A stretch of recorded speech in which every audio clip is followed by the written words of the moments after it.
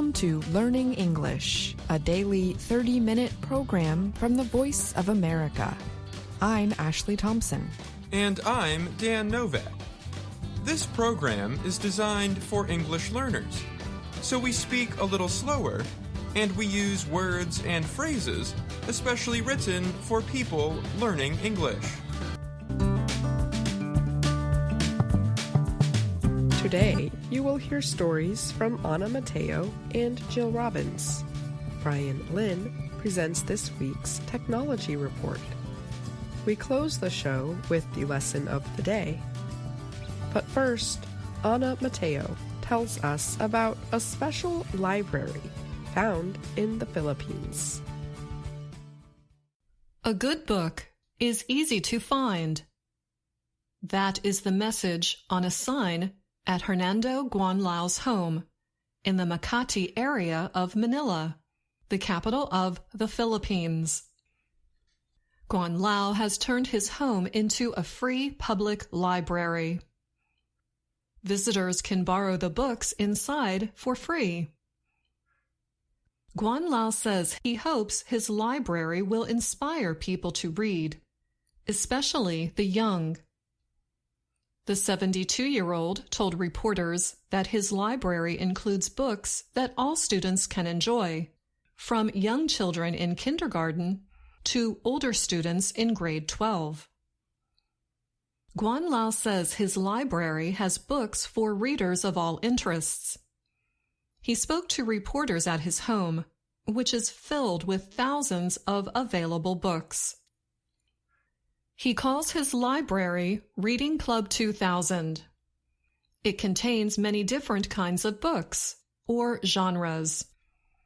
Genre is a group of artistic, musical, or literary works that share a particular style, form, or content. Some genres in literature are poetry, nonfiction, or real stories, and fiction, or imaginary stories. Then there are sub-genres, such as cookbooks, science fiction, and mystery, to name just a few.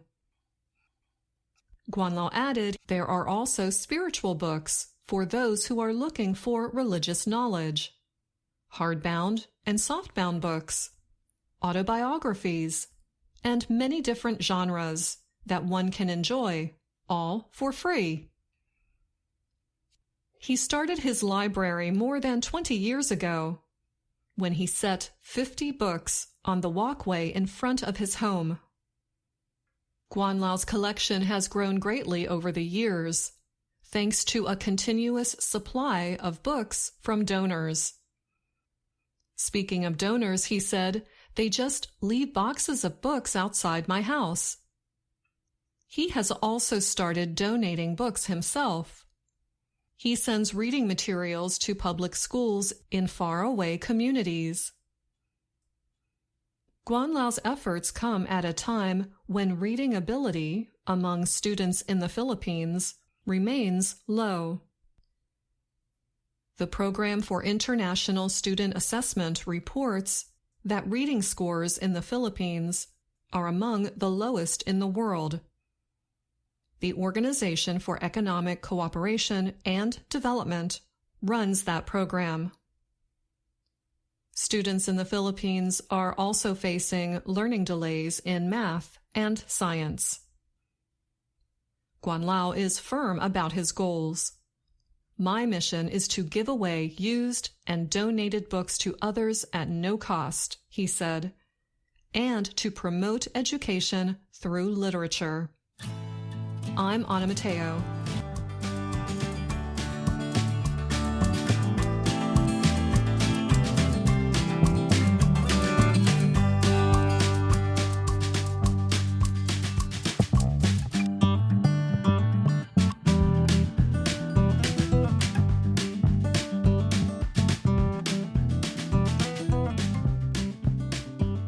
In her small home in the capital of Greece, Athens, 93-year-old Iona Matsuoka has knit thousands of brightly colored scarves for children in need from Greece to Bosnia to Ukraine. She has no plans to stop just yet. Until I die, I will be knitting, Matsuoka told Reuters. Her knitting tools, called needles, made noises through her expert fingers, her nails painted red. It brings me joy to share them, she said. Since she took up knitting in the 1990s, Matsuoka has easily made over 3,000 scarves, her daughters estimate. By the door to her home, bags filled with her latest creations await their new owners. A knitted blanket is thrown over a large chair where she spends her days. In the beginning, the scarves were gifted to friends. As the number of scarves grew, they were donated to children's homes across Greece. Then, through people she knew, they reached children in Bosnia and Ukraine. The latest 70 scarves went to a refugee camp near Athens this winter via the United Nations Refugee Agency, UNHCR. The fact that we give them away gives her strength, said her daughter, Angeliki. She recounted simple artwork and mail her mother received over the years. Thank you, be well, keep going. You gave joy to children. You gave joy to people. That's her only reward, a letter, a few words. Matsuoka knits one scarf a day now. Her eyesight suffers, and she sometimes has severe facial pain, a condition known as trigeminal neuralgia. Angeliki says her mother is an example of strength and hope. Matsuoka wakes up every morning, drinks a glass of milk, puts on her jewelry, and gets to work. She takes a break for lunch and a short sleep, then knits into the night. She may have even found the secret to a long life in it, she says. It's the happiness I get from giving, she said, sitting beside a big blue bag filled with the knitting materials. I'm Jill Robbins.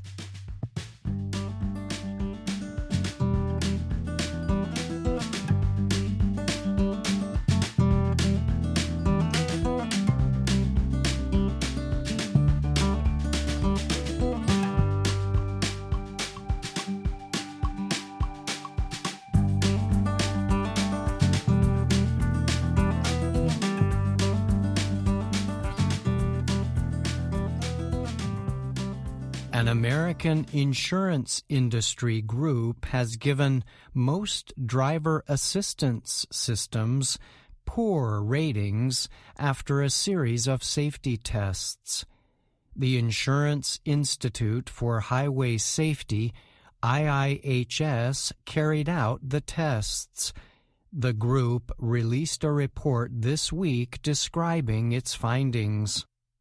The tests involved 14 different driver assistance tools. Such tools offer partial driving automation as a way to improve safety and reduce accidents. The systems are equipped to assist drivers with things like staying inside road lines and automatically slowing or stopping the car when possible dangers are identified. The IIHS is a non-profit organization financed by America's insurance industry. The group carries out numerous crash tests each year as it seeks to persuade automakers to design safer vehicles. Automakers follow safety ratings issued by the group and often make changes to products based on them. The IIHS noted there is a lack of effective tools to monitor drivers and provide warnings when they need to pay better attention or take immediate corrective action. David Harkey is president of the IIHS. He told the Associated Press his group aims to set guidelines for manufacturers to make up for a lack of regulation over the systems by the U.S. National Highway Safety Administration. Harkey noted that most current driver assist systems do not have effective measures to prevent misuse and keep drivers from losing focus on what's happening on the road. All automakers advise drivers using assistance tools not to fully depend on vehicle technologies to keep them safe. The companies say the tools are meant to improve or enhance overall safety rather than take over certain driving duties. The IIHS said it tested 14 different driver assist systems. Of those, 11 received an overall rating of poor. 2 other systems were rated marginal, while 1 was considered acceptable. Harkey said the 14 systems are among the highest quality technologies currently on the market. The driver assist system used in the Lexus LS model earned the acceptable rating. The marginal declarations were given to systems in General Motors' GMC Sierra and Nissan's Ariya electric vehicle.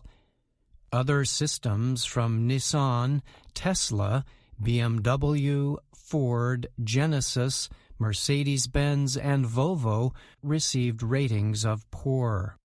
Harkey said the high level of technology sophistication in today's driver assist systems provides a lot more automation possibilities.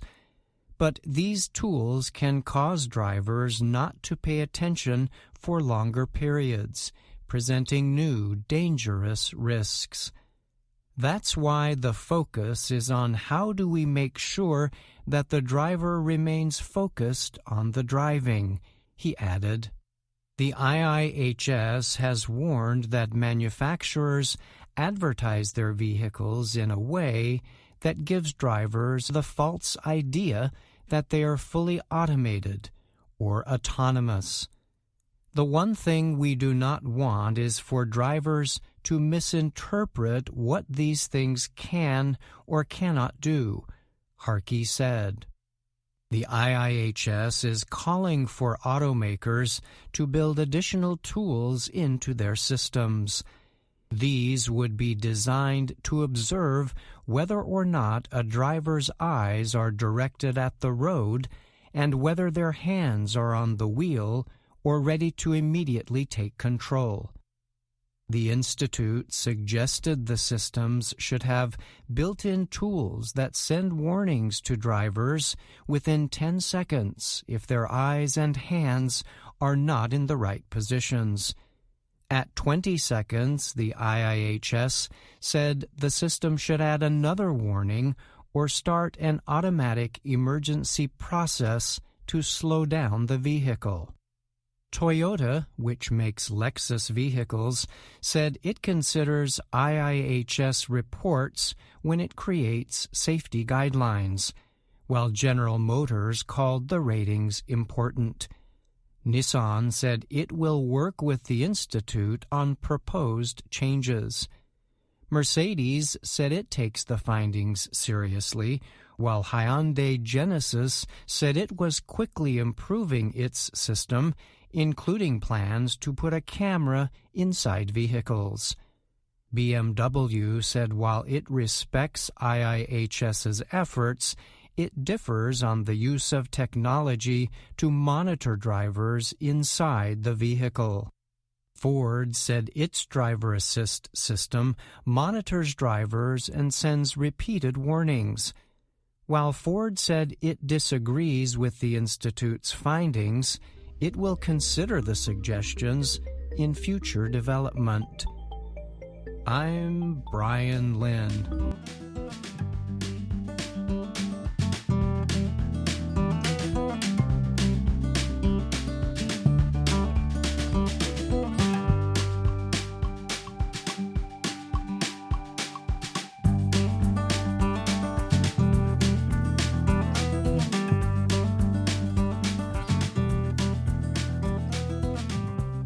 Brian Lynn joins me now to talk more about the Technology Report. Hi, Brian. Thanks for being here. Of course, Ashley. Thanks for having me. The study you reported on rates the latest driver assistance systems on the market quite low. How much do you think these results will affect future development changes by car makers? So the automakers did react quickly to this new study, and generally they welcomed the results and suggested they would consider the findings in future design and development. And this is the reaction one would expect to see, since the insurance industry group carrying out the research has a good established relationship with the manufacturers. The group regularly does this kind of road testing and makes recommendations. And since the automakers have a high level of respect and trust for the group, they do often respond by making the suggested changes. Since the group gave all the systems generally low ratings, how do you think drivers using these tools should feel about the results? I think the results really address one major issue, that many drivers can reduce their attention when depending too much on driver assist systems for help. And this can, of course, increase the risk of accidents. The systems, for sure, are helpful, and the insurance industry acknowledges that, but this group is really just calling for additional measures in these systems to essentially force drivers to pay more attention and be ready to take control of their vehicles quickly if something does go wrong. Okay.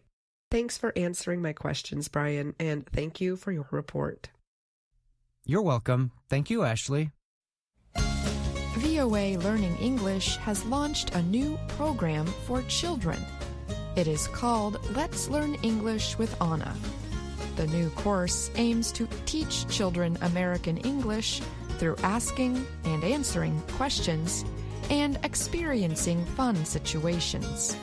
For more information, visit our website, learningenglish.voanews.com.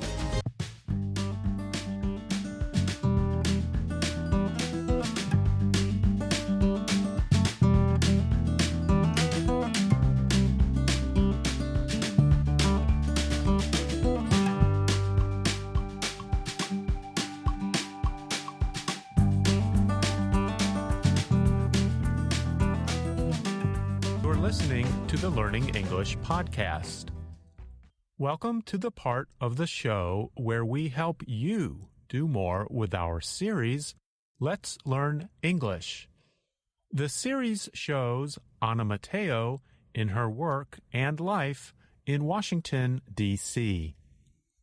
Today, we're going to start by listening to a few little words and sounds Americans typically use at the beginning of sentences.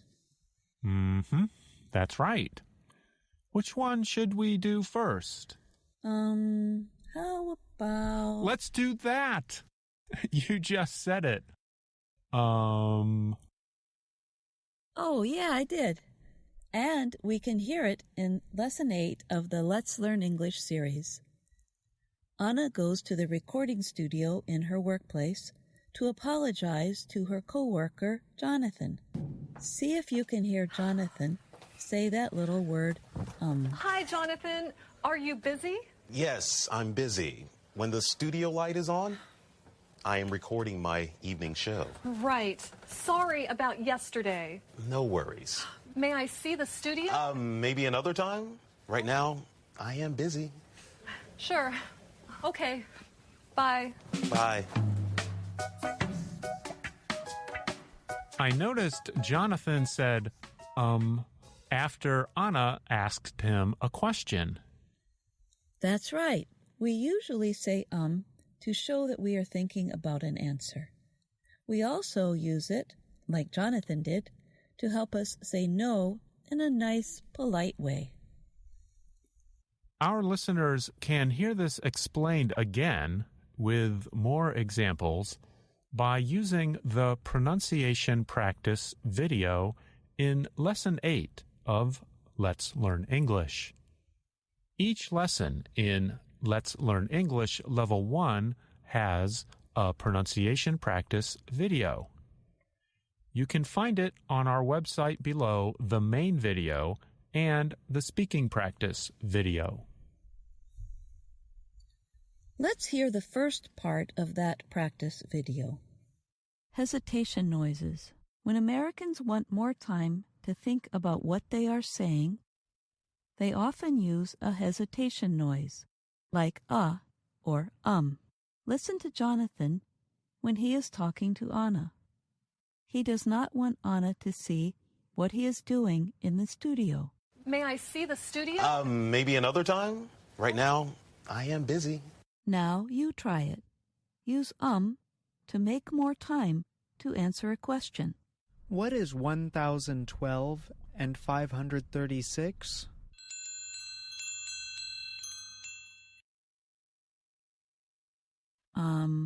It's 1,548.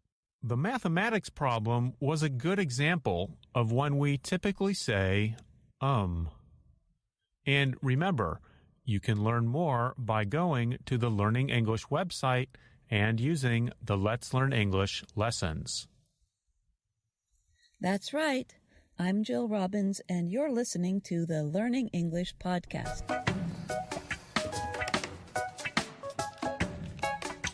Lesson 8 also shows how people answer Anna when she apologizes. Anna says sorry many times. Sorry about yesterday. I'm sorry.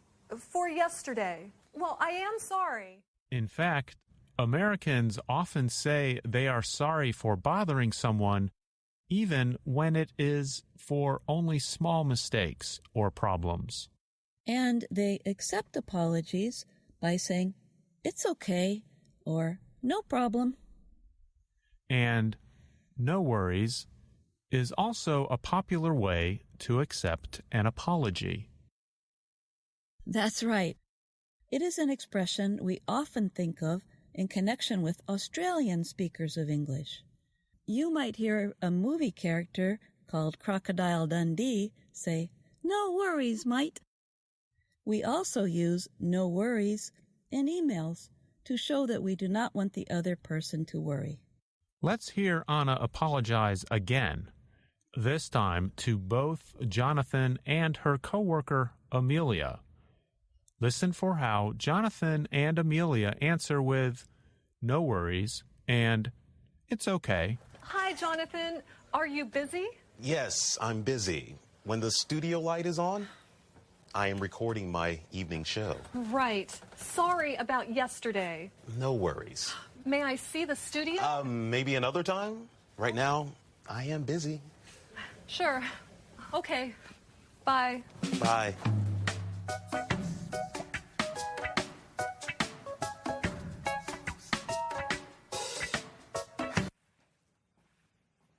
Hi, Amelia?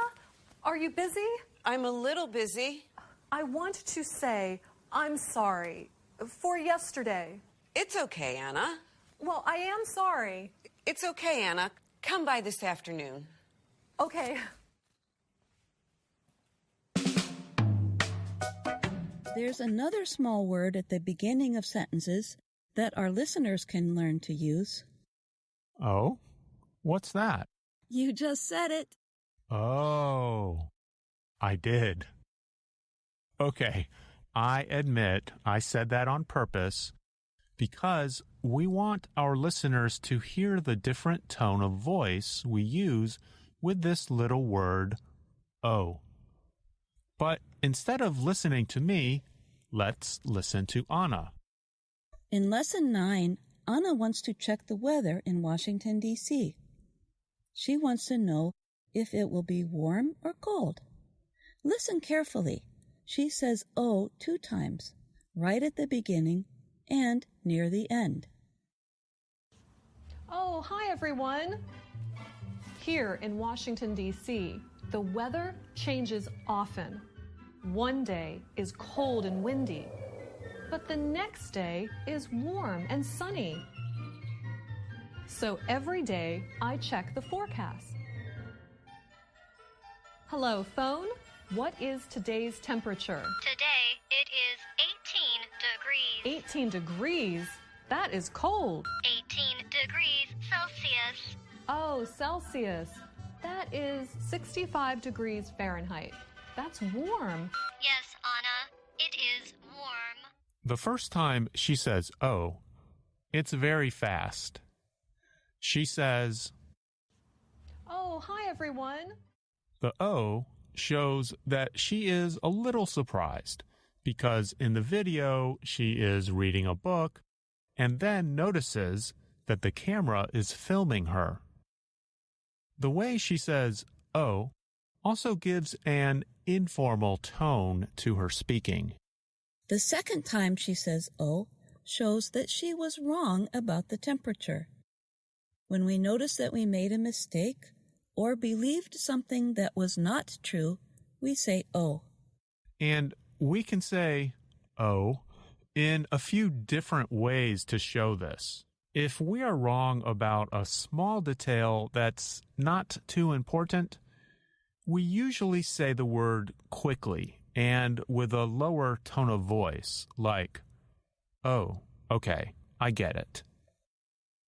And then, if the mistake is a little bigger, the sound usually gets longer, like this, "oh."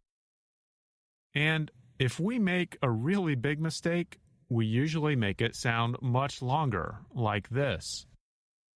Oh. That's right. You're listening to the Learning English podcast. I'm Andrew Smith. And I'm Jill Robbins. Andrew, we have explained how to use "oh" when we are wrong or make a mistake. But maybe we should explain what we say when we get a big surprise. That's a good idea. Here's an example. Jill, what would you say if I told you that I got married this past weekend? You got married? Oh my gosh! Okay, I have to be honest. I did not get married. But you gave a good example. When you heard a big surprise, you said, "Oh my gosh." And gosh is spelled G-O-S-H. And many people will say, "Oh my God," to show that they are very surprised or excited. However, some people try not to say God in that way because of their religious beliefs. So they will say gosh instead. Gee, when you think about it, there are a lot of small words we say at the beginning of sentences. Yep, there sure are. And I think our listeners can understand that yep means the same thing as yes. That's right. It's just an informal way of saying yes. Well, Jill, before we go, is there anything else you'd like to tell our listeners? We forgot to tell them about the two little words we use to end a conversation. And what are those? Bye-bye. That's right. Bye-bye. Thanks for listening to the Learning English podcast. And see you next time. I'm Jill Robbins. And I'm Andrew Smith.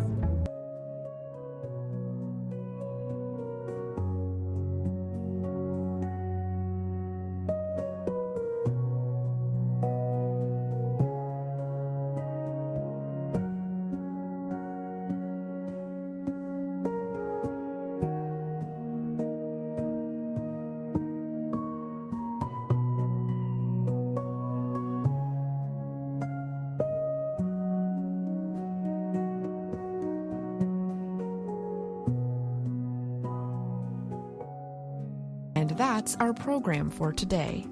Join us again tomorrow to keep learning English through stories from around the world. I'm Ashley Thompson. And I'm Dan Novak.